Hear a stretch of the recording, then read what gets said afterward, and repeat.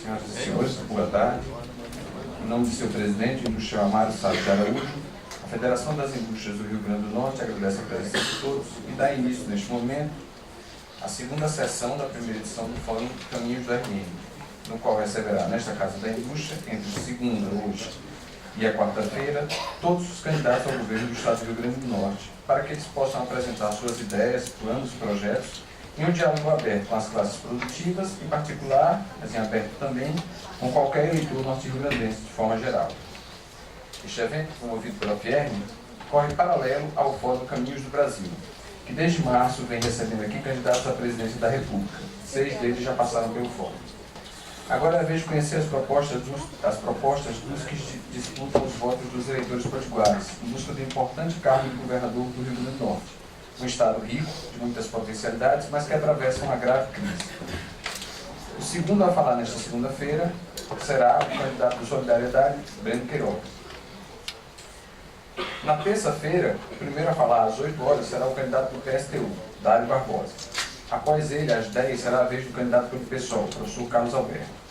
E pela parte da tarde, às 15 horas, o candidato à reeleição pelo PSD, o governador Robson Farias. Na quarta-feira, às 10 horas, às 8 horas, será a vez de falar Herói Bezerra, candidato pelo PRTB. Às 10 horas, será o candidato do Sustentabilidade, Freitas Júnior. E às 15 horas, encerrando o Fórum Caminhos do RN, ouviremos o candidato do PDT, o ex-prefeito de Natal, Carlos Eduardo Alves.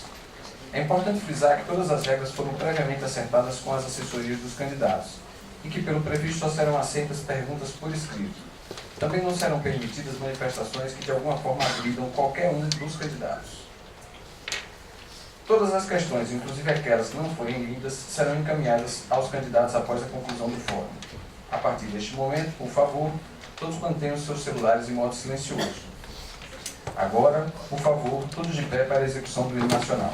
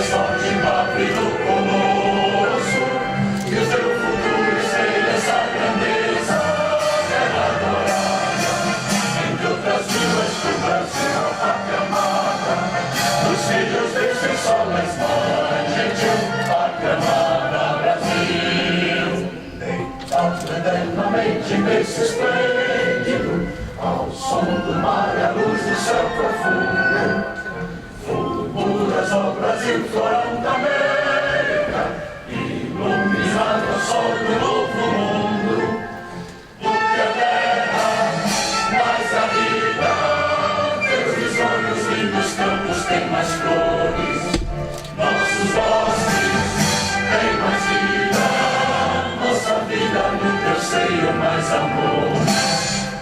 pátria amada, idolatrada, salve, salve. Brasil de amor eterno, seja símbolo, o labarudo sempre estrelado. E diga o verde louro desta fórmula, paz no futuro e glória no passado. Nas sedes da justiça clava forte, pedaço filho teu não foge à luta. Ninguém defende, adora a própria morte, terra adorada. Entre outras vivas que o Brasil, uma pátria amada, os filhos desse sol, as mães, gentil, pátria amada, Brasil.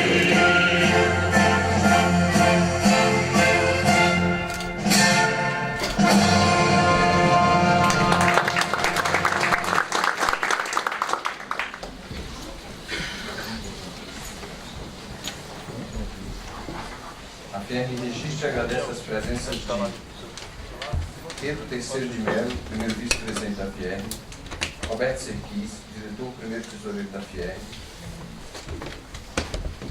Silvio Torquato, vice-presidente da FIERN, José Garcia Nóbrega, diretor da FIERN, Eliezer Varela, delegado do Sindiplan e Sindrecicla, José Américo, diretor do Sindiplan Natal, Vilmar II, diretor da FIERN, Sérgio Leocádio, candidato a vice-governador pelo PSC, Magnólia Figueiredo, candidato ao Senado Federal pelo Solidariedade, e Mário Tavares, presidente do Sim Minerais. Agora, assistiremos todos à exibição de um vídeo sobre a Agenda Potiguar 2019-2022, sobre o Mais RN, um projeto de desenvolvimento para o Rio Grande do Norte, com diagnósticos e propostas objetivas de soluções nas mais diversas áreas de administração pública, fruto de estudo contratado pela FIERN a respeitada empresa de consultoria Macroplan, como contribuição ao Estado. O Mais RN foi feito originalmente em 2014 e passou agora por uma revisão e atualização que resultou na Agenda Potiguar 2019-2022.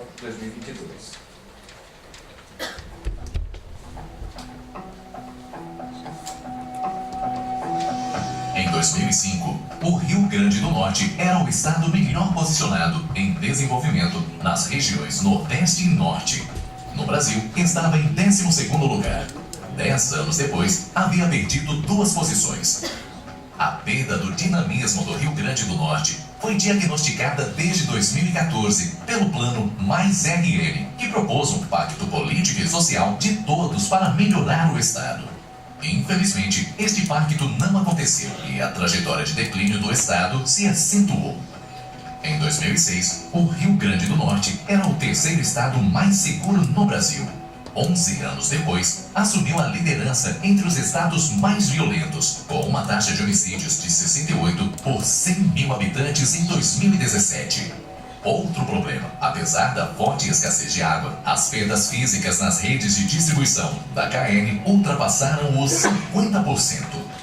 E até junho deste ano, continuamos perdendo empregos formais, ao contrário da maioria dos estados do Brasil. É bom lembrar que nosso estado tem potencialidades muito valiosas: energia, turismo, indústria têxtil e de confecções, fruticultura, pesca, entre outras. Mas não é possível aproveitá-las com eficiência, porque o Rio Grande do Norte está atolado numa crise estrutural que chegou a uma situação limite. Se for mantida a tendência dos últimos 10 anos, até 2022 cairemos para a 23ª posição entre os estados brasileiros. E o Rio Grande do Norte poderá se tornar um dos estados menos desenvolvidos e atrativos do Nordeste e do Brasil. Uma das principais causas dessa situação é a profunda crise fiscal e financeira do estado. Nos últimos 12 anos, o estado acumulou déficits continuados. O déficit registrado em 2017 foi de 754 milhões de reais.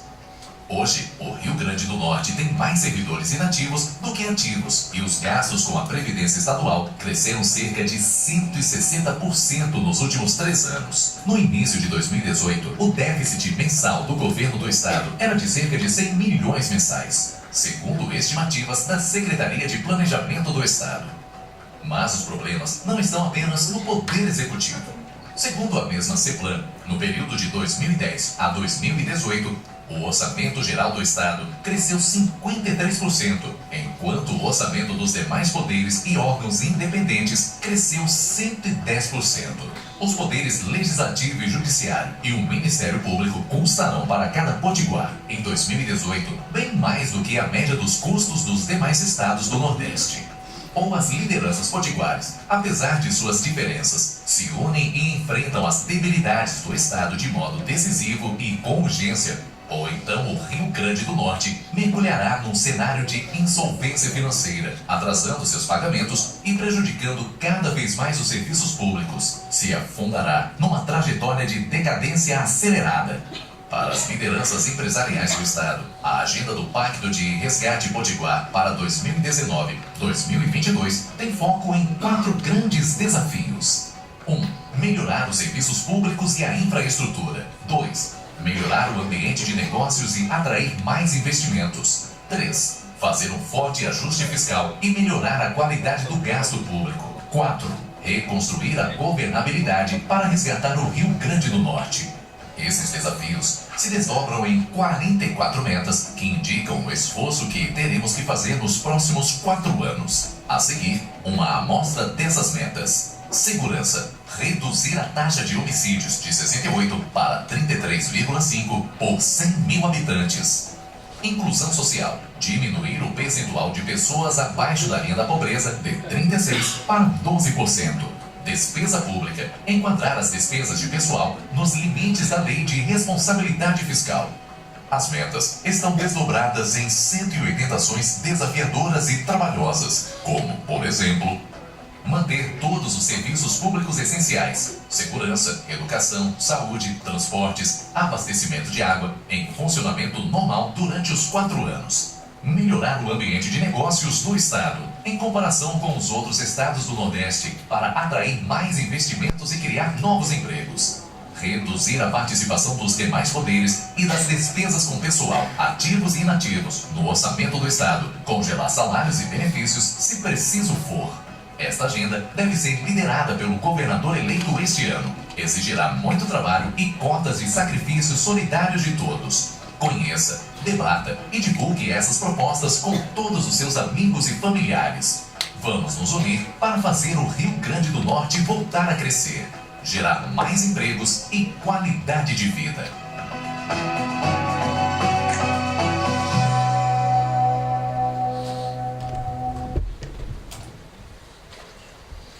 A terra de registro agradece ainda a presença do deputado estadual Kelps Lima.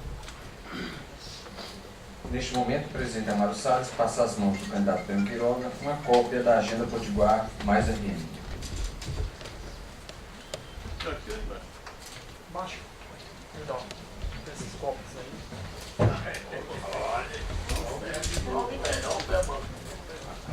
Olha o pé, mano.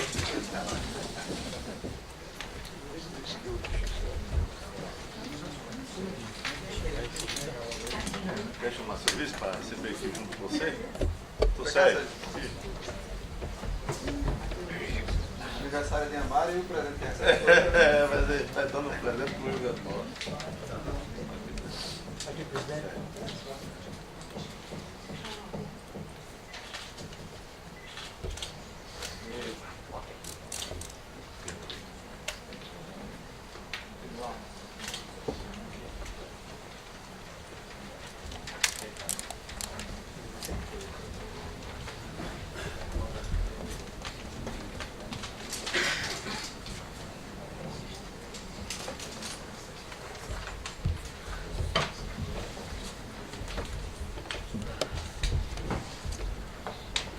Com a palavra agora, o presidente da Federação das Indústrias do Rio Grande do Norte, Amaro Salles de Araújo, para fazer a abertura desta edição do Fórum Caminhos da RN.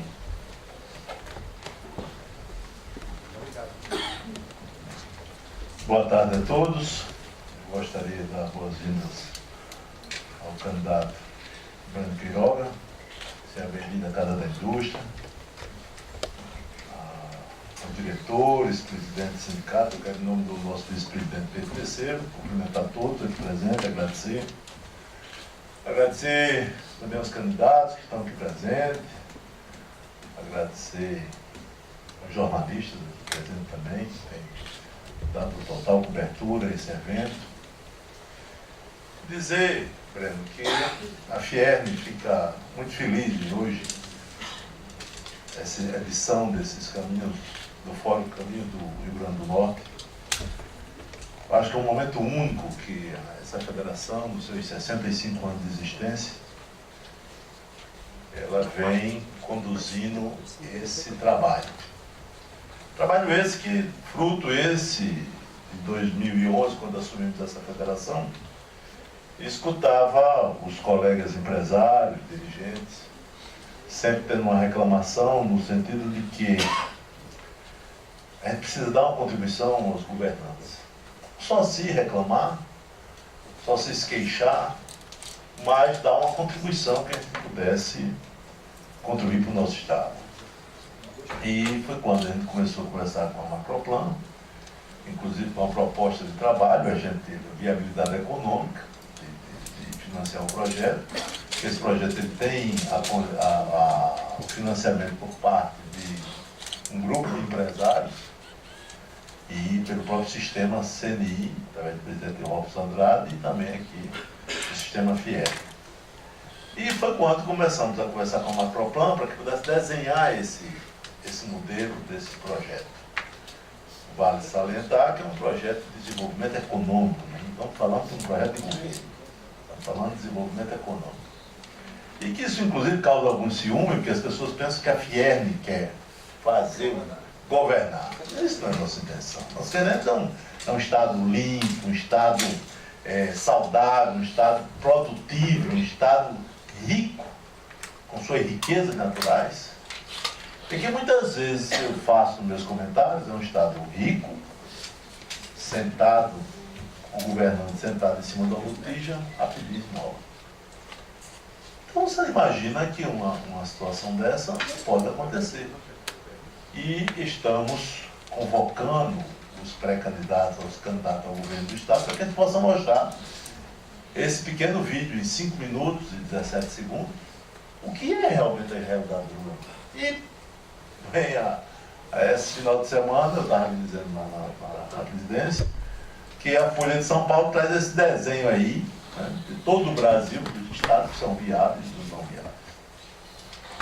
E eu quero dizer aos senhores, nessa tarde de hoje, a gente fica triste, porque o nosso estado, com as potencialidades que tem, com as riquezas que existem, a gente esteja debruçado hoje com uma quantidade finita de dificuldades. Seja ela da segurança pública, da saúde, da educação. E muitas vezes eu faço também esse registro, que não foi agora construído em 2, 3 anos, mas vem se acumulando de alguns anos isso. E estourou agora. Então, passou da medida, passou da conta. A gente acredita que possamos dar uma contribuição, o sistema Fiel, o sistema produtivo, está dando uma contribuição para esse Estado. É um presente de Papai Noel que a Fiel está dando aos candidatos e ao Rio Grande do Norte. Esse projeto hoje não é mais da Fiel, hoje é um domínio público. Nós temos lá hoje, sim, a obrigação de acompanhar, atualizar, e vamos continuar vigilantes, porque, independente de quem seja o governador, a Fierne vai fazer esse acompanhamento. Então, que estamos em entendimento para que possamos montar um observatório. Aí sim, quem vai monitorar não será mais o sistema Fierne, e sim a população que assim queira fazer. Porque vai estar lá escrito aqui quais ações estão sendo obedecidas, cumpridas, as metas, e a satisfação não será da mais da Fiel, será dada à população do Rio Grande do Norte. Então, Breno, seja bem-vindo, diga, detalhe, o que você pensa do Rio Grande do Norte, porque aqui tem aqui uma plateia apta de saber, em conhecer o seu programa de governo, tá certo? E quero dizer que aqui não há nenhum intuito de enfrentamento ou de desconforto, mas sim de uma cobrança que é dos empresários que tem que fazer o seu. Boa tarde a todos. Gostaria de cumprimentar a todos os presentes em nome do aniversariante, do presidente Amaro. Dizer que para a gente é um orgulho, é uma honra poder estar aqui debatendo o nosso plano de governo. Parabenizar a Fiel por essa iniciativa. De fato, isso é necessário, é fundamental. Eu acabei, hoje mesmo, eu estava num evento da FETARN, né, da Federação dos Agricultores Familiares, eles apresentaram a pauta deles. E aquele evento é muito importante, porque obriga o candidato a botar os olhos para aquela pauta, apesar de já ser simpático a pauta. Da mesma forma que eu sou aqui na FIER. Falo do Mais RN com muita tranquilidade, com muita alegria, porque há cerca de um ano eu comecei a elaborar o plano de governo do Solidariedade. E há cerca de um ano eu já anunciava que o Mais RN era o nosso plano de governo, especialmente no âmbito do desenvolvimento do Estado do Rio Grande do Norte. É um estudo bonito, um estudo bem feito, um estudo completo, um estudo, um diagnóstico muito preciso da realidade do Estado do Rio Grande do Norte, uma construção organizada, e as ideias são similares às nossas ideias. Então, há um ano atrás eu já vinha anunciando que nós usaríamos o Mais RN como a plataforma base do nosso plano de governo.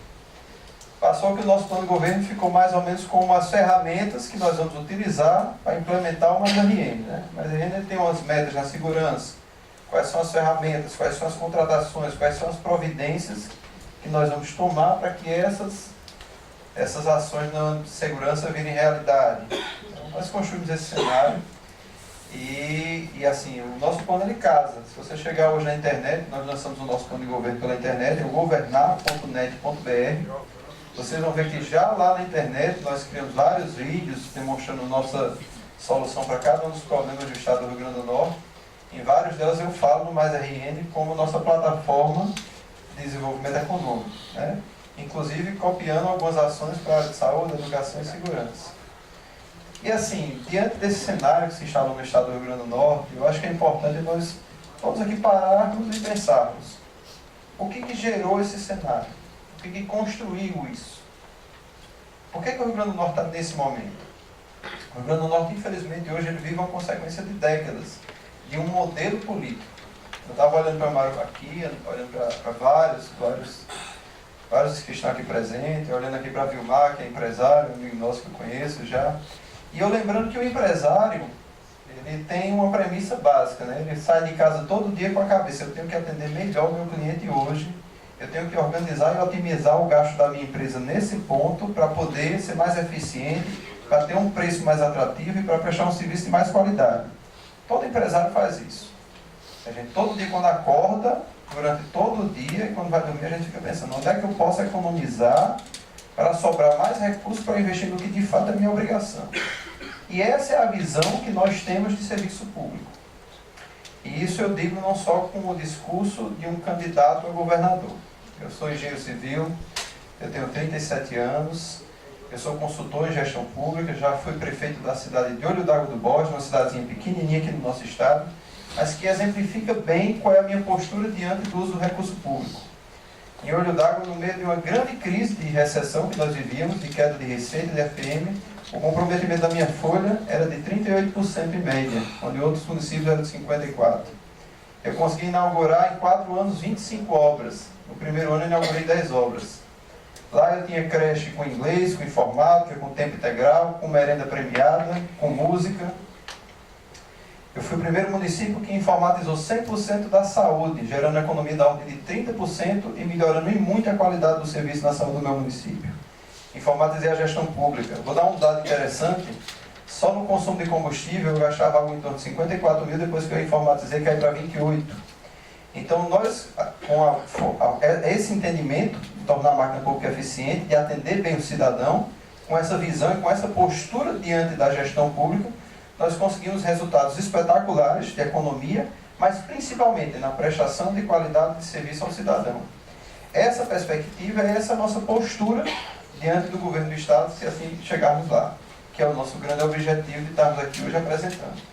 E aí, qual é a postura do Rio Grande do Norte hoje? Qual é o nosso diferencial que eu considero no tocante às outras candidaturas? Essa é a nossa forma de ver gestão. A política do Rio Grande do Norte ela vem sendo feita da seguinte maneira: vamos ocupar ao máximo a máquina pública, botando meus amigos, meus parentes, meus apadrinhados políticos, e vamos ocupar para me manter no poder. Depois, se sobrar dinheiro, eu vou investir em educação. Depois, se sobrar dinheiro, eu vou investir em saúde. Depois, se sobrar dinheiro, eu vou fazer estradas. E aí essa sede é muito grande e insustentável, né? Às vezes as pessoas me perguntam, Breno, e o apoio da Assembleia? Como é que você vai ter o apoio da Assembleia? Eu acho que essa pergunta vai surgir aqui. E eu costumo dar o exemplo da Dilma. A Dilma criou esse modelo do toma lá da cá, e na hora que o dinheiro acabou, a Dilma caiu. Esse modelo do toma lá da cá é um modelo falido. E esse modelo é um modelo que nós vamos romper. Nossa campanha começa com uma campanha barata. Então nós não temos que cometer os crimes de corrupção para pagar a conta da campanha.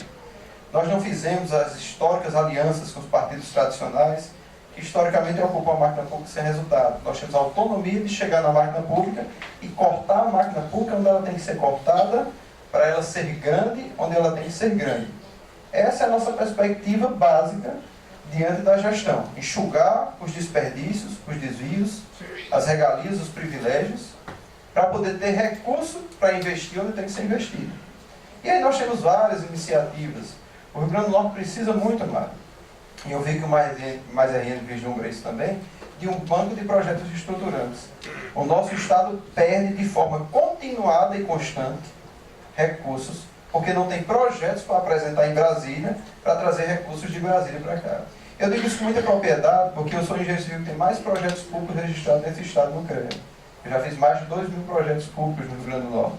Eu já trouxe mais de R$1 bilhão para cá. E eu vejo que muitos municípios não têm um projeto para tentar lutar pelo seu saneamento, não tem um projeto para tentar lutar pela reforma. O Estado do Rio Grande do Norte vive o mesmo momento. O Estado do Rio Grande do Norte não tem projetos, abre-se programas como, por exemplo, está aberto agora o programa do PAR, para a recuperação das infraestruturas das escolas, e o Estado não tem projeto suficiente para apresentar, para trazer recursos para isso. Então são várias perspectivas, eu acho que aqui vai ter uma série de perguntas, eu vou deixar para esmiuçar a questão do nosso plano de governo mediante cada uma das respostas que forem aparecendo aqui, mas de fato o que eu queria deixar de imediato é a nossa postura diante da gestão pública. Eu, como gestor, quando fui gestor, e se Deus quiser, quando for gestor do Estado do Rio Grande do Norte, vou continuar com essa minha mesma perspectiva. Aonde é que eu vou enxugar um desperdício para atender bem o cidadão, para fazer o Estado gerar empregos? Eu tenho muito claro que 85% dos empregos, eu não, isso é o CAGED que diz, 85% dos empregos do Estado do Rio Grande do Norte são gerados pela iniciativa privada. 15% são gerados pela máquina pública. Quem é que vai gerar emprego para o jovem no mundo do crime? É a máquina pública que não está conseguindo pagar seu salário? Quem vai gerar emprego para tirar o jovem do crime é a iniciativa privada. Agora, enquanto nós tivemos com 60% das estradas em péssimas condições de manutenção, sem poder escoar a produção, quando nós tivemos em primeiro lugar no ranking da violência, o empresário, o funcionário, o cidadão com medo de sair na rua, isso é péssimo para o nosso turismo, enfim, para todas as áreas do empreendedorismo do Estado. Enquanto nós tivermos a terceira pior educação de ensino médio desse país, nós não vamos conseguir sair de onde nós estamos.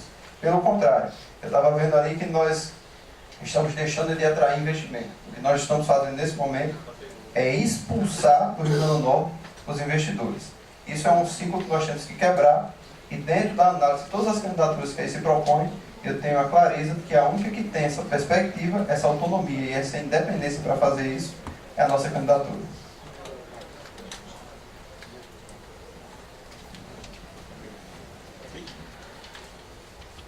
Aí, acho que vai abrir para perguntas, não é isso? Vai. Perfeito. Acho que é melhor a gente esmiuçando nas perguntas, que é mais para atender a curiosidade. Uma coisa é certa, quem mais rápido ele foi. Daremos início agora à rodada das perguntas por escrito. Para iniciar, nós ouviremos a pergunta do presidente da Federação das Indústrias do Rio Grande do Norte, Amaro Salles de Araújo. Breno, uma das grandes reclamações do empresariado local é do ambiente hostil aos negócios. Nós temos órgãos fiscalizadores, nós temos órgãos reguladores, temos órgãos licenciadores. Isso gera um enorme problema. Por quê? Porque nós temos dois vizinhos aqui, a Paraíba e o Ceará, sem nenhum demérito aqui quem é paraibano e cearense, olha, pelo amor de Deus. Mas aqui a gente tem que defender o nosso pirão primeiro. Então acho que a gente tem que defender o Rio Grande do Norte com um incêndio. Mas a gente entende como empresário, como dirigente, que esses estados têm procurado buscar na iniciativa privada uma solução para seus estados. A dignidade do emprego, ela é em qualquer lugar do mundo. A pessoa que recebe ajuda, uma contribuição, uma cesta básica, é diferente da pessoa que tem seu trabalho, que tem no seu suor a sua dignidade para que possa estar presente. Então, primeiro eu gostaria de saber como é que você trataria a relação do governo com essas instituições. Claro que o governador do estado é a maior autoridade.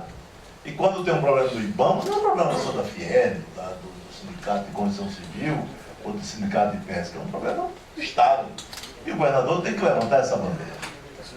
Nós temos outro assunto que se chama segurança. Quando a gente tem no seu vice-presidente, no seu vice-governador, o delegado Sérgio Leocádio, sabemos que você está preocupado com a questão de segurança. Então, segurança não se faz num piscar de olhos, chega a dizer, amanhã o povo está aqui, acabou-se os problemas. Não é assim. Nós sabemos que tem, inclusive na questão dos jovens, né, na criminalidade, nós temos que melhorar esses índices, tá certo? O que é que você tem, qual é o seu entendimento da questão da segurança pública? E, por fim, a questão dos serviços públicos estaduais. Nós sabemos que nós temos aí um serviço público que cobra muito, o Estado é cobrador dos impostos, mas tem entregue muito pouco à população. Então, como você vê essa qualidade do serviço público? Porque se tem uma coisa que não funciona, isso aqui parece com o governo, que nada funciona. Tá até como exemplo pejorativo, isso é ruim, né, para o nosso Estado, isso é ruim, né, para as nossas instituições. Eu acho que nós devemos ter o respeito do Estado, né? E na hora que está bagunçado alguma coisa, isso é bagunçado igual o Estado. Eu acho que isso, a população ela começa a ficar impaciente, né? É tanto que hoje, terceiro, a gente tem todo mundo opinando com tudo, né? Porque as redes sociais aí é uma abertura com todo mundo dá opinião de tudo. O cara muitas vezes não é jurista, quer dar opinião sobre as leis, o cara não é legislador, quer dar opinião na Constituição das leis. Então, acho que a gente tem que viver o momento de separar essa formulação para que as pessoas que realmente são da área possam opinar.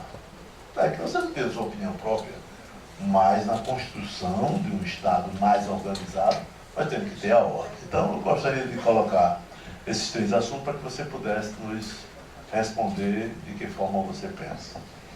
Eu vou iniciar respondendo no âmbito da violência, né? Acho que é o problema que mais aflige, desde o cidadão ao empresário, ao empreendedor. O Mais RN tem uma proposta muito clara e objetiva nesse sentido, ele tem os índices, ele cita alguns exemplos de sucesso no âmbito do combate à violência, da redução da criminalidade. Eu gosto de usar um exemplo interessante, que é o exemplo de São Paulo, né? E assim também como nós fazemos na nossa iniciativa privada, eu acho que a marca pública tem que fazer isso também. Não adianta, não é necessário a gente estar aqui inventando a roda, né? Não tem para que a gente estar criando uma coisa mirabolante, fantasiando, se já existem soluções que deram certo em outros estados. São Paulo, há 10 anos atrás, era o terceiro estado mais violento desse país, né? São Paulo hoje é o menos violento. Nós éramos o terceiro menos violento, nós hoje somos o mais violento. O que São Paulo fez há 10 anos atrás e vem fazendo que nós não fizemos? Qual foi o erro que nós cometemos que ele não cometeu? Qual foi o acerto que eles cometeram que nós não fizemos, né? E para combater a violência, nós temos 3 eixos básicos. Nós temos 3 caminhos que nós temos que traçar em paralelo. Eles têm que partir juntos. O primeiro caminho é estancar a nossa fábrica de vulneráveis, que é a nossa sociedade. Nossa sociedade hoje ela não fornece educação de qualidade para o nosso cidadão. Eu conheço algumas escolas que mais parecem com a Pocilga. Eu não sei como é que um jovem quer entrar numa escola daquela.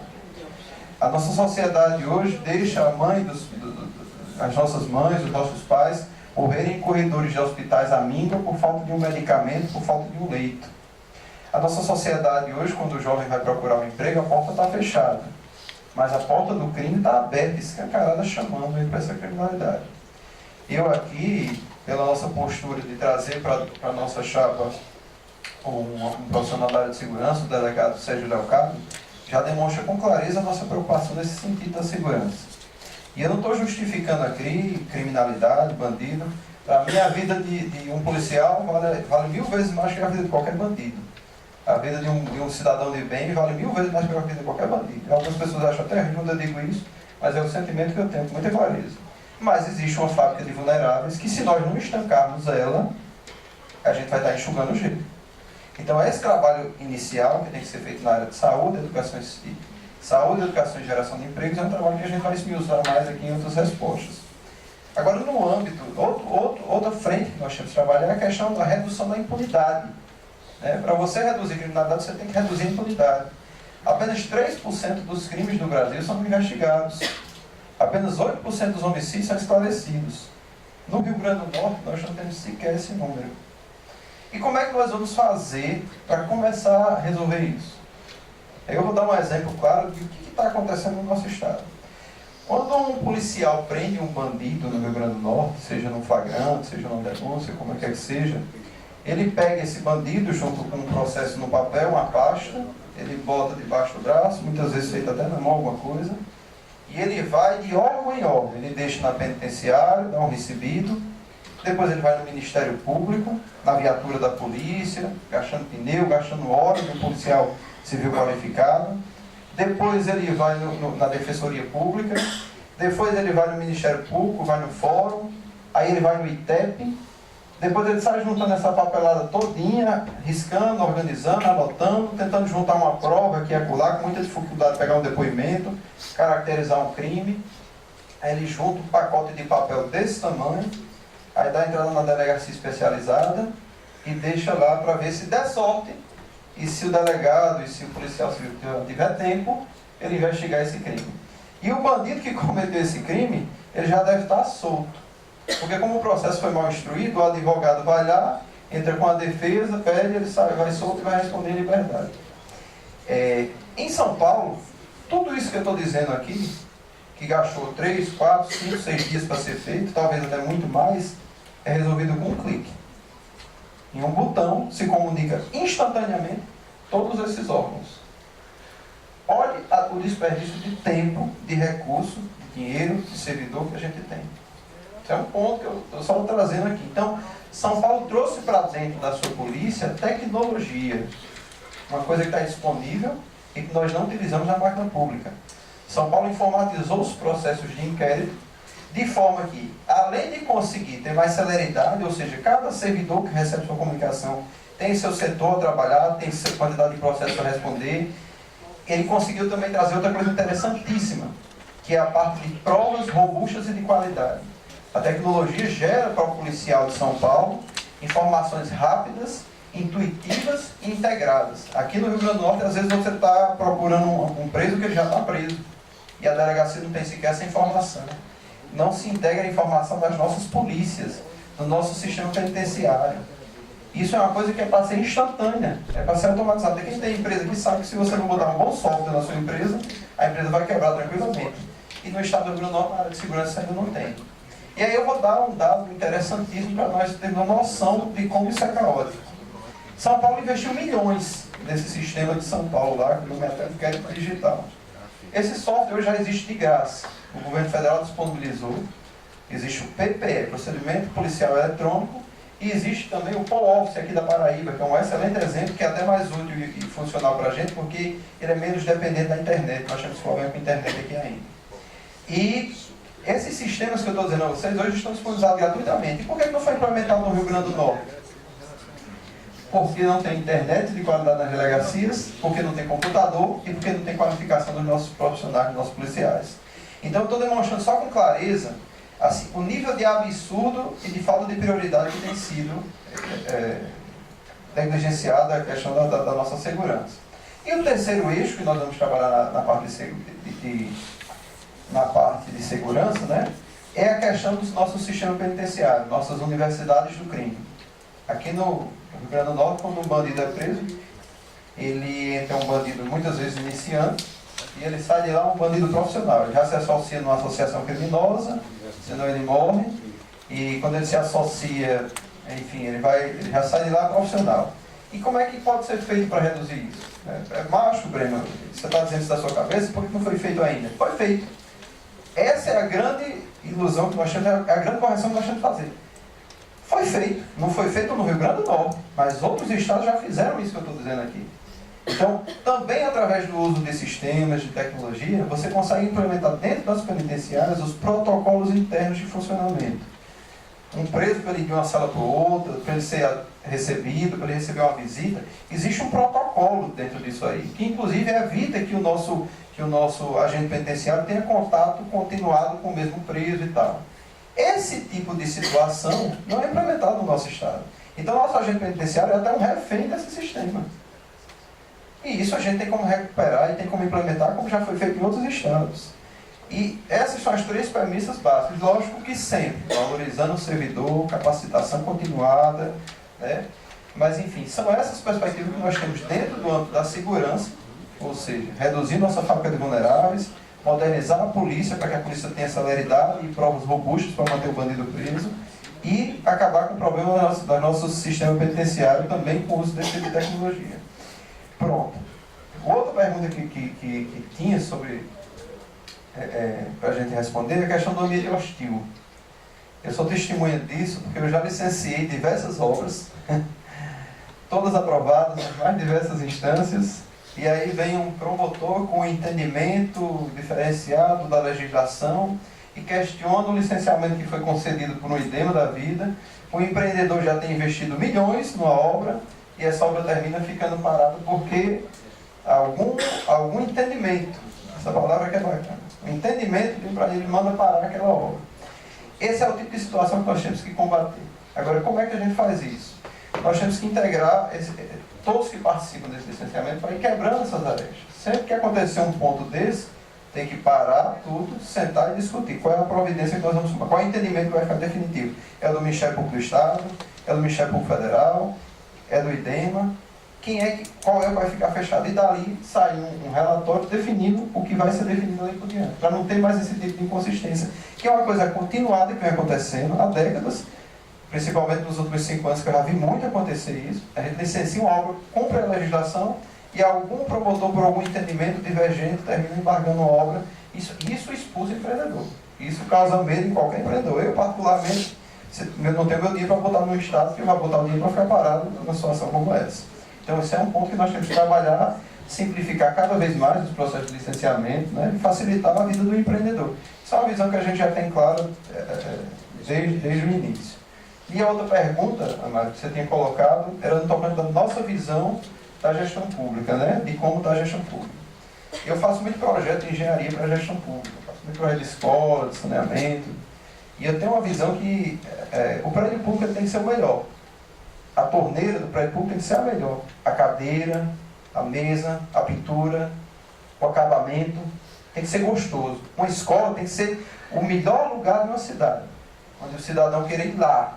É tão bonita. Como é que é a FIENE? É linda a FIENE. Você acha bom vir para a FIENE. É agradável, é confortável, é bonito. Do mesmo jeito tem que ser as escolas, tem que ser os nossos postos de saúde. E eu digo isso não só da boca para fora. Quando fui gestor, eu fiz dessa maneira. Os meus postos de saúde eram do mesmo acabamento das clínicas privadas aqui de Petrópolis. Não tinha diferença nenhuma. Eu convido até vocês a conhecer. Tudo climatizado, informatizado, mobiliado, com os servidores funcionando, trabalhando. Então, eu tenho essa visão de que a máquina pública ela tem que funcionar nessa premissa. Uma premissa de excelência. Ela tem que ser o exemplo. Ao contrário do que está acontecendo hoje, a máquina pública ela tem que servir de exemplo para a iniciativa privada copiar alguma coisa nela. E como é que nós vamos fazer isso, né? Esse aí é o grande dilema. Como é que se faz esse tipo de modificação? Isso é possível de fazer. Agora, para fazer o que tem que ser feito, já existem normas, já existem modelos, já existem manuais, já existem regras, já existem todos esses manuais para que a máquina pública vire uma máquina de excelência. Se você for falar da saúde, por exemplo, já existe o projeto das redes de atenção à saúde, é um projeto espetacular, só que não foi implementado. Mas por que não foi implementado? E o que a gente vai fazer para ser implementado? E por que nós somos diferentes dos outros?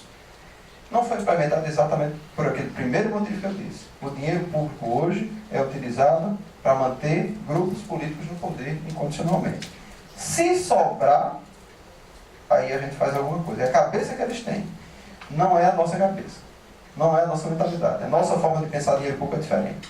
nós temos que fazer uma educação de extrema qualidade, nós temos que modernizar a máquina pública, nós temos que otimizar os processos internos. Feito isso, estimular a iniciativa privada, estradas de qualidade, incentivar a indústria, isenção tributária. Tem muita gente que questiona a questão da isenção tributária, né? Eu vejo diferente. Em um ambiente onde tem guerra fiscal, a gente tem que dar tiro de canhão. A gente tem que atirar mais forte do que os outros. Então nós vamos brigar e correr atrás de onde tiver uma empresa querendo se instalar nesse estado, nós vamos atrás dela da isenção e trazer essas empresas para cá para gerar emprego e oportunidade. Se algum dia acabarem com a guerra fiscal, pode ser que a gente mude nessa postura. Mas enquanto estivermos nesse momento, sem dúvida, nossa postura vai ser agressiva no tocante a trazer empresas para cá. Trocar imposto por imposto, né? Trocar imposto por imposto. Quando você reduz o imposto, você aumenta o faturamento e você aumenta a receita. Então, nossa visão de imposto é exatamente essa. Eu acho que é uma visão extremamente válida. Até porque você aumenta a capacidade de competição das empresas, as empresas produzem mais, as empresas conseguem, inclusive, exportar, e aí a chave gira, né? Esse ciclo desastroso que a gente vê se desenhando, ele muda. Essa curva de queda, ela começa a crescer. Então, essas são nossas premissas e perspectivas, e a nossa forma de ver e de fazer gestão pública. Pergunta de Roberto Serquis, da FIER. O senhor considera o pacto entre os poderes como ponto de partida para resgatar a capacidade de investimento do Estado? Olha, eu tenho uma visão um pouco pessimista nesse aspecto, mas é necessário. O governador hoje ele tem quase que 100% da Assembleia Legislativa apoiando ele. E ele não conseguiu trazer o troco. Eles gastaram muito dinheiro, que a Assembleia tem muito dinheiro, o Tribunal tem muito dinheiro. Gastaram, sobrou. Eles não conseguiram gastar em 2017 o recurso que tinha para eles. Sobrou. E o governador não conseguiu trazer o troco. Então, assim, se eu chegar aqui, todo esperançoso, dizendo que dia 2 de janeiro vou empreender um projeto de lei, que eu vou reduzir o repasse dos poderes e que vai ser aprovado pela Assembleia, eu vou estar mentindo para todo mundo, né? E uma das premissas da nossa campanha é essa, não mentir. Agora, tem uma postura que nós temos e que nós vamos ter diante da gestão pública. No início da nossa gestão, nós vamos estar, logo no começo, com a Assembleia Legislativa, com o Tribunal de Justiça, com os poderes, com a população, principalmente, para apresentar esse quadro, que a gente viu aqui do Estado do Rio Grande do Norte, apresentar quais são as providências que nós vamos tomar e chamar para esse projeto os poderes. Pela experiência de vida que eu tenho, não vai ser muito simples fazer isso. Mas eu tenho convicção que após um ano de gestão, quando o Executivo der o exemplo, quando o Executivo começar a ter resultado, quando o Executivo fizer o corte onde tem que ser feito, quando o Executivo começar a prestar serviço de qualidade à população, os poderes, por si só, vão começar a abraçar essa causa. E a população, junto com o nosso governo, vai conseguir ir para cima desse recurso para a gente tentar reduzir esse repasse, porque é desproporcional. Se você analisar o repasse dos poderes, comparados com o Executivo, comparados com o Nordeste, comparar só com o Nordeste. O Legislativo, a média é R$ 122 por pessoa no Rio Grande do Norte. Nos outros estados do Nordeste, a média é 93. No Judiciário é 275 no Rio Grande do Norte. Na média do Nordeste é 174. Estou falando repasse por pessoa. 86 no Rio Grande do Norte, Ministério Público, e 52 no Nordeste. Então, se fosse uma coisa coerente, a gente até que teria isso. Não, vamos ver se realmente é necessário o recurso e tal. Mas você vê que é totalmente desproporcional. Agora tem uma coisa que é proporcional. Se você for fazer uma análise, Maria, eu peguei o Mazerrinha para analisar isso. Os estados que têm essa distorção são os estados que estão quebrados. Quanto maior o repasse dos poderes, mais falido, mais violento, menor a qualidade da educação dos estados. Então, de fato, isso é uma guerra, isso é um trabalho que nós temos que fazer. Mas eu tenho convicção e clareza, que não é com mentira que eu vou chegar aqui e vou começar a ser governador. Eu não vou chegar dia 2 de janeiro eu vou mudar o repasse dos poderes. Se eu estiver dizendo isso, eu vou estar mentindo para todo mundo aqui. O que eu posso dizer é que o Poder Executivo vai ser exemplo, para depois que nós dermos o exemplo, nós temos força política, junto com a população principalmente, para ir para cima desse ajuste que é necessário. Pergunta de Eliezer Varela, do Sindipan. O RN tem uma das piores educações do Brasil, quando olhadas as notas do IDEB. Isso se reflete numa nota 3,2 que pouco se alterou ao longo de 10 anos.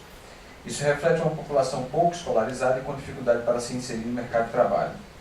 Diante da escassez de recursos, como o senhor, caso eleito, irá reverter esse cenário? Essa escassez de recursos é que eu discordo um pouco. Apesar de ter até algumas visões de divergência do partido, estou olhando ali para o Washington, que pensa diferente um pouco, mas o Rio de Janeiro deu uma lição muito triste para o Brasil, né? Uma lição importante. O Rio de Janeiro é o estado mais rico do país. Assim, depois do Distrito Federal, é o estado que tem a maior arrecadação per capita do país. É o estado que tem mais dinheiro. Qual é o estado que vive a maior crise? O Rio de Janeiro, né? O Rio de Janeiro ensinou para o Brasil que corrupção, quanto mais dinheiro você bota nela, mais ela aumenta. Desperdício, quanto mais dinheiro você bota no desperdício, mais aumenta o desperdício. Desvio, quanto mais dinheiro você bota nele, mais aumenta o desvio. Então, assim como nós aqui que somos empresários, eu também sou empresário, sou engenheiro, nós temos que nos ajustar à nossa realidade. Quando eu era prefeito, eu vi casas de pessoas que viviam com salário mínimo, extremamente organizadas. Feirinha organizada, casinha toda limpinha, a pessoa não devia nada a ninguém, ganhava um salário mínimo. Do jeito que eu vinha vereadores, que ganhavam 10 vezes mais do que essa pessoa, e a casa era um desastre, devia a Deus e o mundo, enfim. É uma questão de organização e de visão. Não é tarefa simples, mas é necessária. Vou dar um exemplo aqui. O Rio Grande do Norte, cada secretaria do Rio Grande do Norte, nós temos 130 CNPJs da administração direta e indireta, né? Nós temos 600 escolas, mais de 200 delegacias, nós temos mais de 1000 unidades de atendimento. Cada um desses CNPJs que eu falei, os 130, eles têm 15 setores em comuns. Cada secretaria do Rio Grande do Norte, ela tem o setor de frota, o setor de recurso humano. Ela tem 15 setores que em todo o CNPJ tem, setor de compras. Aqui no Rio Grande do Norte tem diversas secretarias que podem virar só uma e economizar 15 setores em cada uma delas. Eu já fiz umas contas, dá para economizar mais de 120 setores como esse, sem modificar muita coisa. Nós chegamos ao absurdo de ter secretarias que tem o setor criado, mas que, como não tem a capacidade ainda operacional, pega emprestado o setor da secretaria mãe. Ou seja, aquele setor foi criado ali só para gerar emprego mesmo para alguém, porque não funciona. Então, esse tipo de enxugamento da máquina que nós vamos fazer. Primeiro, se reduzir a máquina pública, nós vamos prestar serviço de qualidade na educação, na saúde, segurança, mas existe desperdício que nós vamos ter que cortar. Então, esse ajuste fiscal que tem que ser feito no Estado do Rio Grande do Norte, ele parte de... Não é uma tarefa fácil, não é um ponto que nós vamos resolver. São várias açõezinhas pequenininhas em cada um dos setores, em cada uma das secretarias, em cada uma das etapas que vão gerar um ajuste fiscal no Rio Grande do Norte, que não é tarefa simples, que não é tarefa fácil, mas que tem que ser começado. Se nós não começarmos, isso não vai acontecer nunca. Então, essa é a nossa perspectiva de começarmos a resolver esse déficit fiscal para poder ajustar, no caso específico da educação. Eu vou dar outro dado interessante, né? Vou dar mais 2 dados interessantes. A educação é interessante demais. Nós temos 15 mil professores vinculados à rede estadual de ensino no Rio Grande do Norte. Vocês sabem quantos professores tem em sala de aula? Aproximadamente 8 mil. Quase a metade dos professores não estão em sala de aula. E aí, está faltando dinheiro na educação? Ou está sendo mal gerenciado o dinheiro da educação? Eu vou dar outro dado interessante. Quando você pega uma turma de educação no ensino médio, no ensino regular, no ensino normal, que a criança vai só um turno, e você muda essa turma para o ensino integral, você aumenta a receita dessa turma em 60%. Olha que interessante.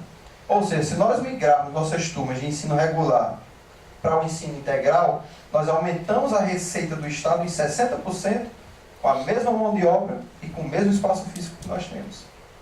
E nós temos a mão de obra disponível. Agora, tem muito professor que está cedido, que está emprestado ao gabinete, que está cedido à prefeitura e tal, que está aquela história toda. E na hora que você consegue trazer essa turma para dentro da sala de aula, eu digo isso porque eu fiz isso na prática, lógico, numa escala bem menor. Mas quando você não abre a exceção, a coisa funciona. O problema desse tipo de providência é a exceção. Você abre a exceção, aí todo mundo quer ser a exceção. Mas se você não abre a exceção para nenhum, dá certo. Então, uma turma de ensino médio, que a gente estava falando agora aqui, ela gera uma receita aproximadamente de 11 a 12 mil reais por mês. Quando você migra ela para o ensino integral, ela vai para cima de 16 mil, 18 mil, dependendo do perfil do estudante. E aí você consegue aumentar, inclusive, a receita da educação. Agora, a educação também tem outras vantagens interessantes. O Ministério da Educação ele tem recurso para investimento. tem que ter projeto para trazer o investimento.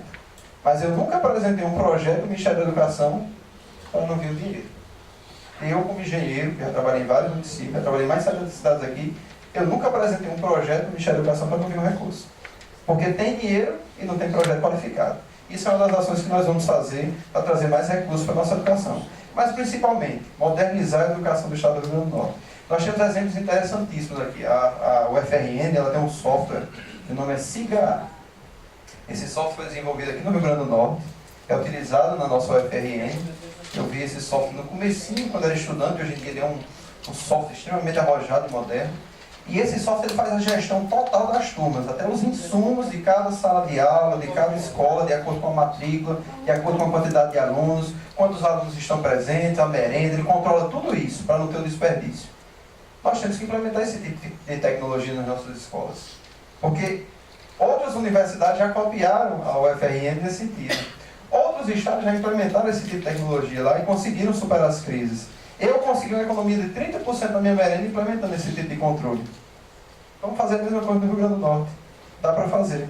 Agora, para o tamanho do Rio Grande do Norte, só dá para fazer com uso de tecnologia, com força de vontade, com um edital bem feito, com uma contratação bem feita, e a gente consegue implementar essas mudanças e tornar a nossa educação como a gente quer. Porque tem um dado interessante sobre a educação, que esse eu acho que é o mais forte de todos. 97% da população carcerária do Rio Grande do Norte não tem o ensino médio concluído. 86% não tem o ensino fundamental. Tem uma prova maior de que a educação é um forte fator no indutor da criminalidade. 96% das pessoas que estão presas no Rio Grande do Norte hoje vêm de comunidades socialmente vulneráveis. Comunidades e bairros que não têm saneamento, que não têm escola, que não têm posto de saúde. Tem uma prova maior que a ausência do Estado é um forte fator da criminalidade. Eu acho que a população carcerária do Estado do Rio Grande do Norte, do país, ela diz exatamente onde a gente errou. O que falta agora é a gente focar nisso, esquecer as outras coisas, focar e começar a resolver esse problema. Não adianta nem olhar para o lado. Nossa meta é essa. Quando a gente resolver isso aqui, a gente vai atrás de resolver o problema. Também nessa linha de melhoria dos serviços públicos, Soares, da FIERN, pergunta. O governo atual fala que não pode melhorar as escolas, postos de saúde, etc., por falta de recursos financeiros. O que o senhor fará, caso eleito, para resolver esses problemas? Vai aumentar impostos? Aumentar imposto é uma das coisas que a gente nem cogita. Eu tenho uma visão que a gente cobra imposto demais. Né? Não sei se é porque eu sou pagador de imposto, mas nós já pagamos impostos demais, e se a gente aumentar, a gente está vindo expulsar de vez os nossos empresários para outro lugar. Nossa perspectiva realmente é manter isso enquanto a gente supera essa crise, para depois trocar imposto em imposto. Agora nós temos que manter. Nós temos que manter porque a gente tem um momento de dificuldade para enfrentar. Superada essa crise, aí vamos ver como é que se comporta a economia, aí a gente vai trocar imposto em imposto. Reduzir imposto para aumentar a receita. Existe essa receita básica que funciona. Reduzir a alíquota, atrair mais investimento, aumentar a produção e aumentar a receita bruta. Essa é a grande estratégia nossa. Agora, para poder fazer isso, tudo que a gente está dizendo na máquina pública, melhorar os prédios, melhorar a infraestrutura do Estado, esse é o segundo ponto que nós vamos ter que fazer. O primeiro ponto é organizar a casa. Dia 2 de janeiro eu vou estar licitando as obras para recuperar isso. Isso é tudo mentira. Dia 2 de janeiro nós vamos estar licitando todos os softwares e sistemas para serem implementados em todas as unidades de atendimento, para a gente assumir a governabilidade do Estado, para a gente ter o controle, o conhecimento da máquina pública, para a gente tomar as medidas que têm que ser feitas. Identificar as unidades que produzem, que geram resultado, estimular essas unidades produtoras, que produzem mais, as unidades de atendimento, e aquelas que não produzem, que não têm resultado, fechar e migrar para outras. Vamos otimizar a máquina pública para ela funcionar como ela deve funcionar. E aí, depois que a gente conseguir recuperar a governabilidade do Estado e a capacidade de investimento, nós vamos conseguir investir na parte de infraestrutura. Não adianta a gente mentir e dizer que dia 2 de janeiro vai estar investindo, não, que não vai estar. Até porque eu acho que daqui para lá, essa crise que nós estamos vivendo hoje vai se agravar absurdamente. O governador já antecipou royalties, já sacou o dinheiro do fundo da Previdência, enfim.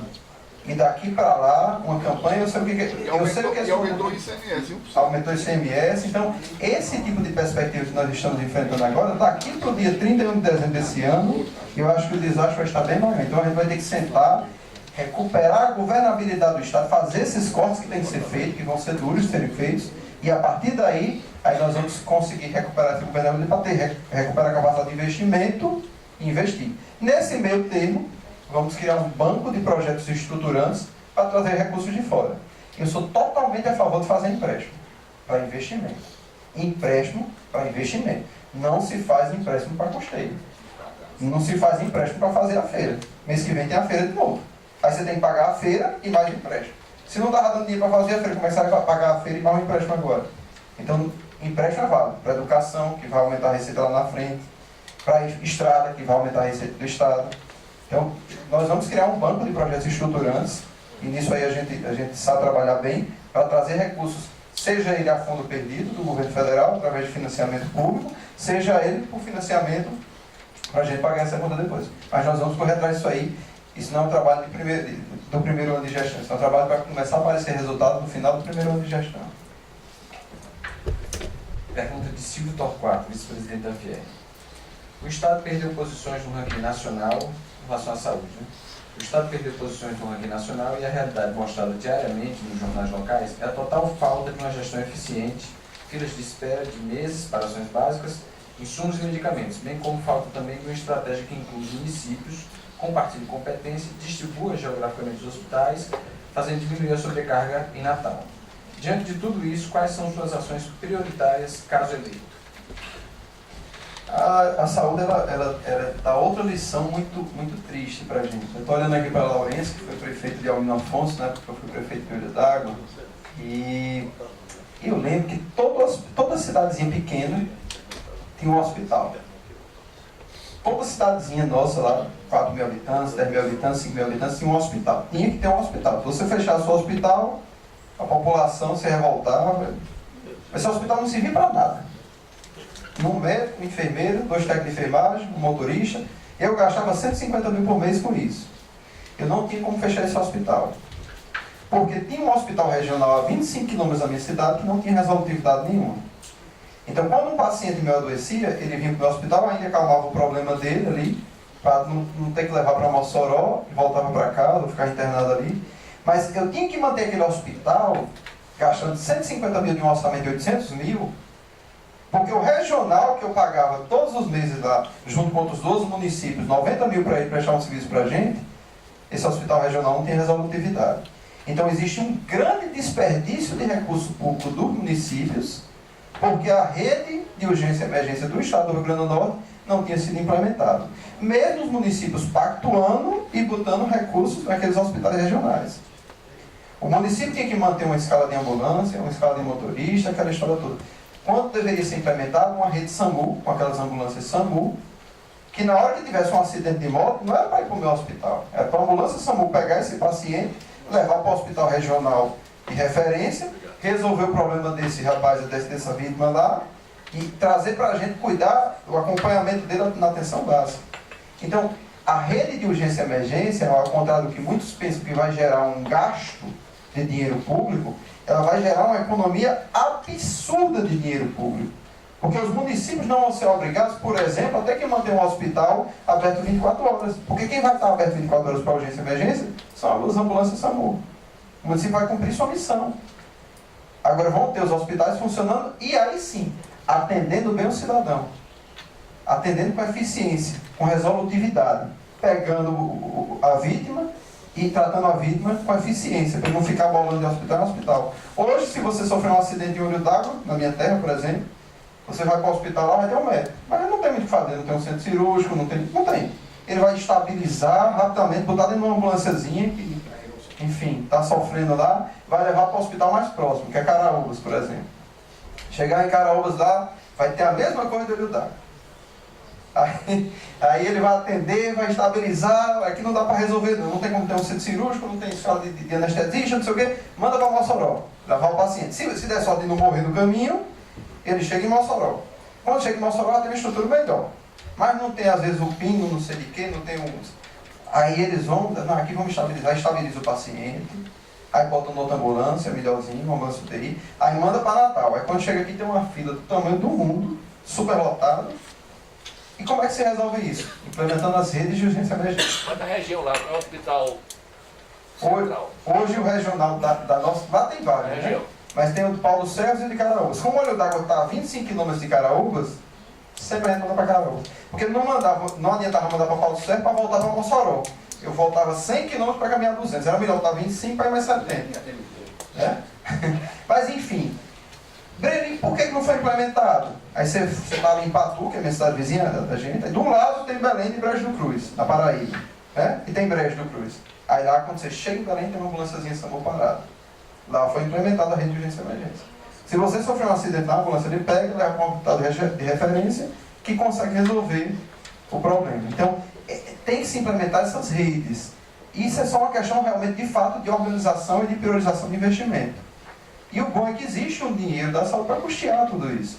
Eu lembro que eu fiz um projeto para o Olho d'Água ser uma sala de estabilização dentro da rede de urgência e emergência do Estado, que ainda não estava implementada. Não tinha nem a legislação contando. E essa sala foi reprovada exatamente por isso. Eu pedi o dinheiro do investimento, 300 e poucos mil para construir a sala, e tinha mais 40 mil por mês para eu ser uma sala de estabilização. E eu pedi esse recurso porque não existia a rede implementada oficialmente aqui no Estado do Rio Grande do Norte. Então, essa providência que nós vamos tomar. Organizar essa questão das redes para poder implementar e dizer, hospital tal vai funcionar atendimento de ortopedia, hospital tal, cirurgia tal. E aí direcionar esse fluxo. É tudo uma questão de logística, é engenharia pura isso aí. E no caso específico, gera economia de gasto do dinheiro público, porque os municípios vão focar no que de fato é sua prioridade, que é a atenção básica. José Américo F. da Silva Neto, da Quitafiel. O estado do RN serve apenas... O estado do RN serve apenas a poucas famílias. Nossa Assembleia tem um efetivo de funcionário que nos envergonha. Remunera ainda as pessoas sem qualificação nenhuma. O nosso Poder Judiciário e o Ministério Público da mesma forma. O que sua gestão pretende fazer para minimizar esse absurdo que ocorre na RN? Esse caso específico é aquele que eu já falei no início, né? Primeiro, não adianta eu dizer que o Poder Executivo vai conseguir chegar lá no Legislativo e mudar a maneira do Legislativo trabalhar. Isso é praticamente impossível de a gente fazer hoje. Eu já dei até alguns exemplos práticos. O que nós vamos fazer de fato é dar o exemplo. Nós vamos fazer o corte, o ajuste dentro da nossa máquina pública executiva, do Executivo do Estado. Vamos dar transparência ao gasto público, para que cada cidadão consiga ver onde está cada funcionário, qual a sua função, onde está sendo gasto sua hora, qual a produtividade desse servidor. E isso não é difícil. Por incrível que a gente ache que é complexo nós fazer isso, não é tão complexo. Eu digo porque esse sistema que nós estamos falando aqui, eles fazem isso de forma instantânea e automatizada. Um exemplo interessante sobre isso, na minha cidade, eu vou dar um exemplo de como a tecnologia ajuda nesse tipo de gestão de recursos humanos e na gestão como um todo. A gente passava o ano todinho juntando as vacinas, os atendimentos na saúde, a quantidade de casos de doença tal, de dengue. Era um relatório por escrito. No final do ano, sentava toda a equipe para passar esse relatório com software, para poder mandar isso para Brasília, para criar o perfil epidemiológico do meu município. E depois que eu implementei o sistema, que eu informatizei a saúde, isso era instantâneo. Quando um paciente era atendido, automaticamente o perfil ficava identificado com a quantidade de doenças, tudo de forma instantânea e imediata, como a gente falou agora aqui na segurança. Mesma coisa que a gente vai fazer na parte de recursos humanos, né? Uma política de recursos humanos bem feita, ela tem que vir amparada de um robusto software de gestão de recursos humanos. E é isso que nós vamos fazer no nosso Estado, para que, como exemplo, a gente possa ir para cima da Assembleia, do Tribunal de Justiça, dos outros poderes e mostrar assim, olha, a gente fez o dever de casa, está na hora de vocês fazerem o dever de casa de vocês também. Está aqui o Executivo e a população cobrando. Está aqui o Executivo e a população cobrando. Agora é a hora de vocês. Mas se a gente chegar hoje e dizer, dia 2 de janeiro nós vamos mudar a Assembleia Legislativa, o Tribunal de Justiça, eu vou estar aqui olhando para vocês e fazendo um discurso demagógico, que não é o que eu me proponho a fazer nessa campanha. Nessa campanha, eu não vou mentir. Mário Tavares, Sindicato da Mineração.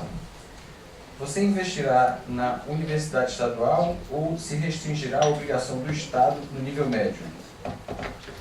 A Universidade Estadual do Rio Grande do Norte, ela tem um papel importantíssimo. É a mesma história de dizer que vamos privatizar, nem cogita essa possibilidade. A nossa educação de base, ela precisa, eu vou dar só um exemplo de como a gente vai trabalhar a questão da UERN. A nossa educação de base, ela precisa de uma capacitação continuada. Os nossos professores, eles precisam estar continuadamente sendo capacitados, sendo treinados, sendo aprimorados. E a UERN, ela tem como ser um forte braço, um centro de excelência de formação e capacitação dos nossos professores. E o Fundeb, ele tem recursos para isso. Isso é uma das formas de ajudar a custear a nossa UERN. A UERN passar a prestar esse serviço à nossa educação de base e, em contrapartida, receber parte desse recurso para diminuir essa questão do Fundeb. Outro ponto importante da UERN, nós temos que sanear a UERN, dar transparência ao gasto da UERN, cortar os privilégios, as regalias, os desperdícios. E aí a gente consegue dar uma economizada boa na UERN, que tem muito que cortar ainda. Feito isso, priorizar quais são as vocações do nosso Rio Grande do Norte. O que o Rio Grande do Norte tem de carência em termos de educação de nível superior? E vamos focar a orientação da UERN nesse sentido.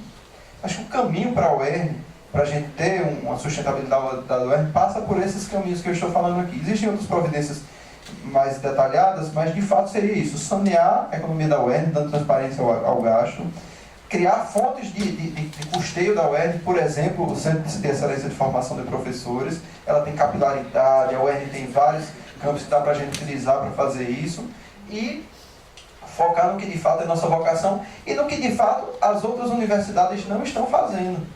Não adianta a gente querer competir com um curso de uma universidade que já está sendo reconhecido. Vamos criar um curso naquela vocação e que a gente tenha competitividade para atrair os alunos para a nossa UERN. Esse é mais ou menos o caminho. Agora, de fato, a educação de base é prioridade. Eu dei esse exemplo quando fui gestor e eu tenho clareza disso. Não tem como começar se não começar lá de baixo. Tem que começar da educação infantil, ensino fundamental, ensino médio, aí a coisa começa a funcionar. Se for tentar começar de cima para baixo, está errado. Infelizmente, o erro do nosso Brasil hoje é esse, né? 55% do recurso do nosso Ministério da Educação é para o ensino superior, quando de fato nos outros países é em torno de 20% a 15%. Porque o foco está equivocado. O foco tem que ser a educação de base. Agora, a UERN, ela tem um papel importantíssimo nessa nossa construção de uma educação de base de qualidade, e é também uma forma de custear a UERN.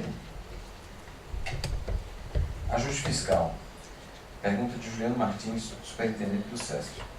Em 2017, o RN registrou um déficit de 754,46 milhões, mas que desde 2014 vem acumulando déficits fiscais que hoje somam mais de 2 bilhões.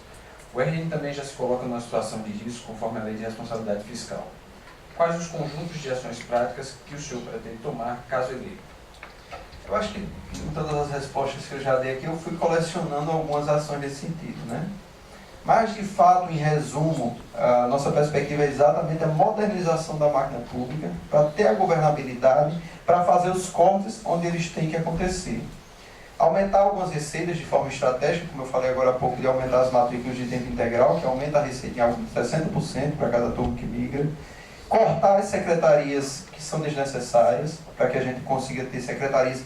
Essa história de secretaria tem uma coisa mais interessante ainda. Existe uma secretaria grande, que ela é integrada. Ela consegue resolver muitos problemas, porque ela está toda junta ali. Aí eles dividem ela em várias secretarias. Essas secretarias não se comunicam. Aí a Secretaria de Agricultura, por exemplo, tem um programa na Emater com a barragem subterrânea. Aí vem a SEMAR, cria outro programa de barragem subterrânea que não se comunica com a secretaria tal. Os poços que são furados, enfim, pelo fato de terem dividido várias secretarias, é o caso que a gente falou agora há pouco, elas não se comunicam. E aí termina tendo também desperdícios de recursos. Então, uma das premissas básicas que eu falei agora há pouco na parte de ajuste fiscal é exatamente cortar esses setores que são desnecessários. Existem diversos setores no Estado que não precisam existir. Ah, Breno, mas e servidor efetivo? Você vai mexer em servidor efetivo? Não. Aí outro ponto-chave, isso é ajuste fiscal. Você tem hoje um setor com 10 funcionários efetivos, extremamente qualificados, que têm uma experiência espetacular naquela área que ele trabalha. Aí o governador, porque está querendo o voto do prefeito da cidade tal, que tem 20 mil habitantes, nomeou o filho da mulher não sei de quem lá, que não entende nada daquele setor, ganhando 3, 4 vezes mais do que o profissional mais qualificado daquele setor. Aquele setor morreu. Aquele setor, na mesma hora, ele para de produzir. Desestimula qualquer um que esteja ali dentro. Nós temos uma política, isso está bem claro no nosso plano de governo, 70% no mínimo das nomeações para cargo de chefia serão de origem dos nossos funcionários efetivos. Uma política clara de valorização do nosso servidor. Outro ponto de ajuste fiscal interessante demais. Vocês sabem qual é o critério para dar uma gratificação no Rio Grande do Norte? Vocês sabem qual é o critério aqui no estado do Rio Grande do Norte? Não existe. Não existe. O governador dá gratificação que ele quer, da forma que quer, independente da função que a pessoa esteja. A política de terceirização do nosso estado, o número de contratações de terceirização é uma indicação política. Você liga para um diretor de uma escola e diz: você está precisando de quantos assistentes sociais? Aí, não, o deputado pediu para botar aqui 6, 8, 12, 25. Os contratos temporários do Rio Grande do Norte, são políticos. O que tem de contrato temporário desnecessário não é brincadeira. Então, é esse tipo de ajuste que nós vamos auditar já no início. Todos esses contratos de locação, o que tem de prédio locado no Rio Grande do Norte a 50, 60 mil reais para uma secretaria que não tem resolutividade nenhuma, que dá para juntar com outra e está tranquilamente para funcionar, não é brincadeira. Agora, não é um número mágico. São diversos cortes pequenos em cada um dos setores que nós vamos fazer para poder restabelecer o equilíbrio fiscal do Estado. Mas que é possível fazer Só que o governador que for sentar lá, ele tem que ter essa visão muito clara.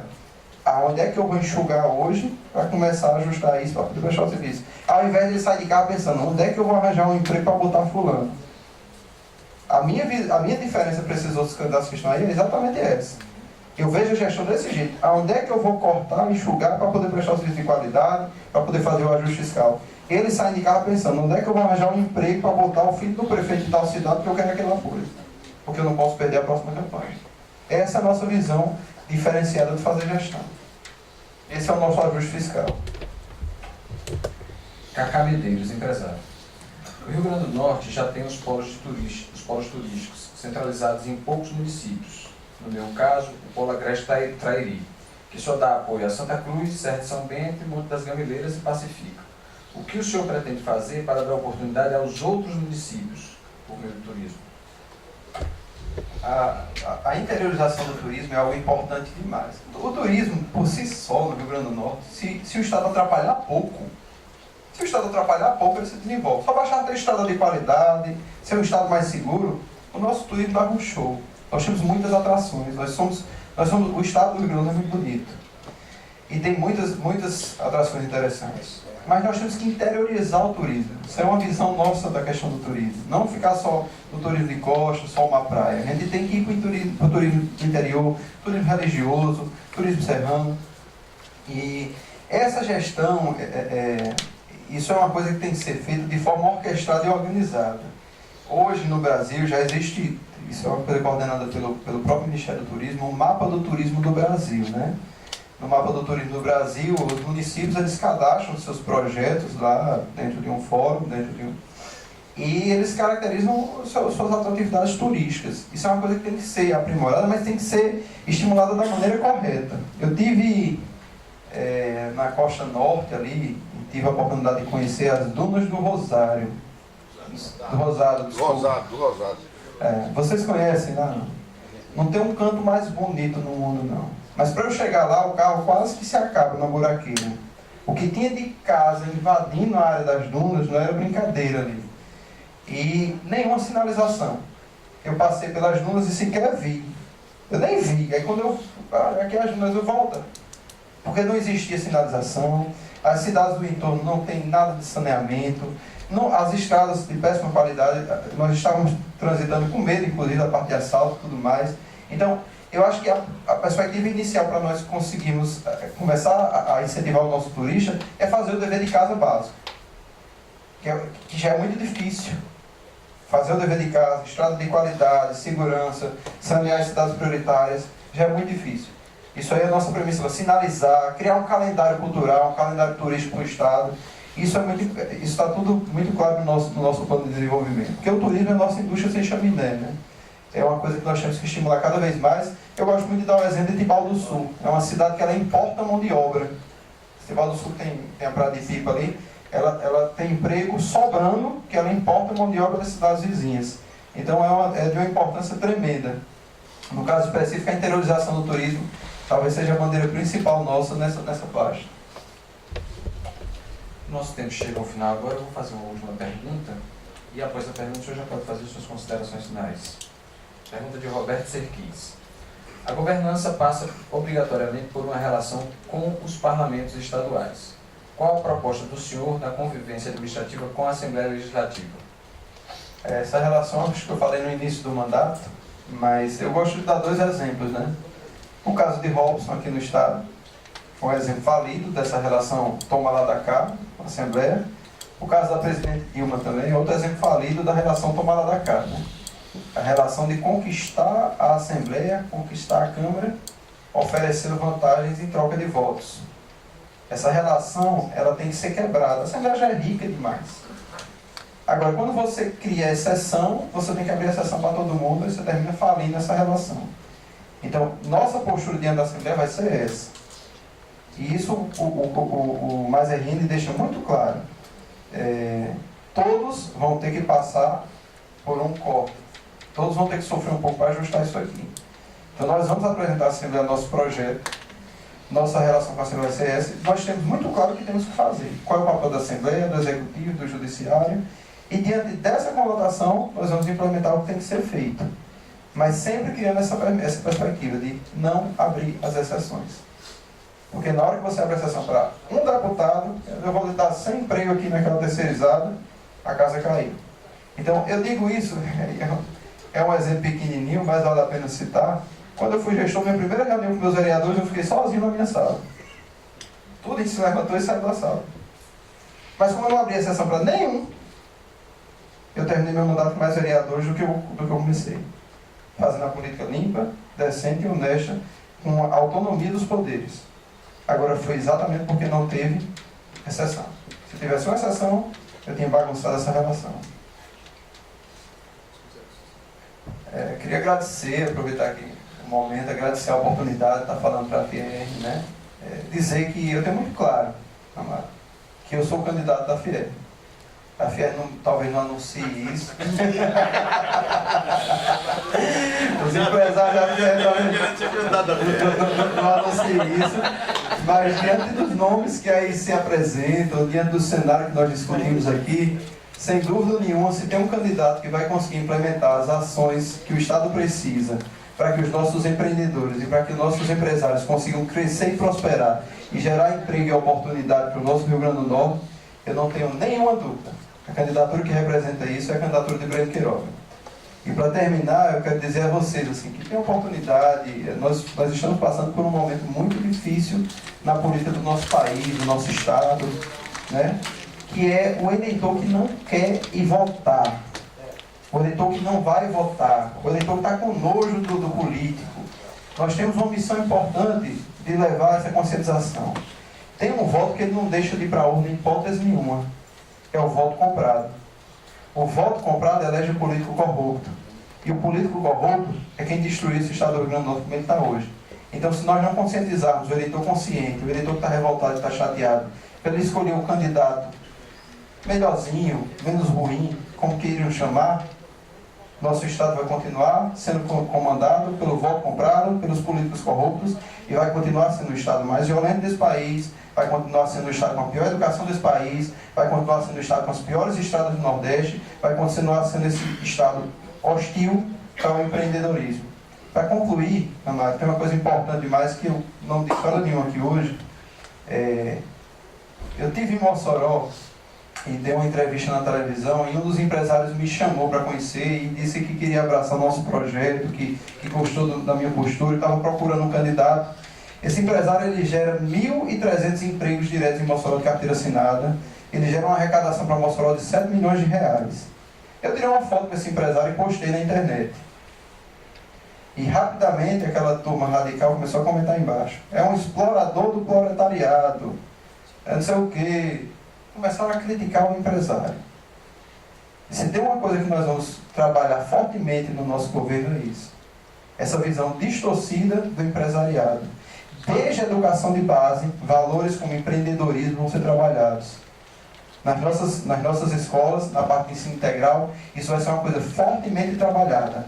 Essa cultura de dividir a sociedade em ricos e pobres, empresários, proletariados, essa cultura tem destruído um potencial tremendo de nossa sociedade, que é o potencial do empreendedorismo. Eu tenho convicção e clareza que se eu conseguir cumprir essa missão nos 4 anos de gestão, eu já vou ter feito muita coisa pelo Rio Grande do Norte. Muito obrigado.